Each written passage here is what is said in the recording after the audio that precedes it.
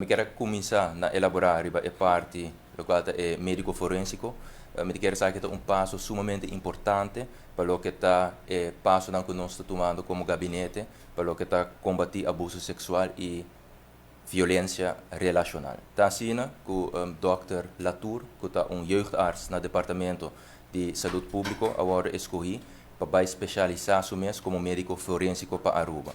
A maneira me indicar sua tarefa primordial é assistir da investigação forensica para o que trata abuso sexual e violência relacional severo.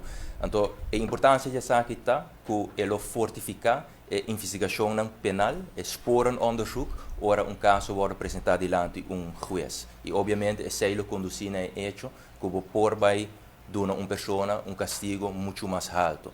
Obviamente, nós temos a importância para o que está aqui para diante. Ora, nós sabemos que todos os stakeholders também indicam que o qual é mais importante é a investigação que vai conduzir. Então, que é passo concreto aqui, não só percorrer para a investigação que vai apresentar diante juez está mais sólido ainda e, obviamente, ele fortificar o fluxo de informação e ele fortificar a cooperação de full cadena também. E essa aqui, consequentemente, também está conduzir a uma investigação mais sólida. Que a cooperação, o fluxo de informação entre jeugd- en politie, hospital, directie Verdera, directie Sociale Zaken, Bureau Sostenemi, Ministério Público, Veiligheidshuis, alguns de partners não, lot bij muito mais melhor.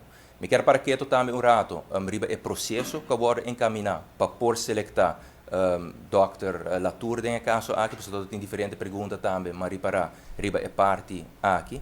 Tá assim que foi bastante tempo acaba, DVG, junto com o Family Justice Center, toda sonda a possibilidade para percorrer com médico por a opleiding aqui e a logra a Netherlands School of Public and Occupational Health disposto para brindar a opleiding aqui.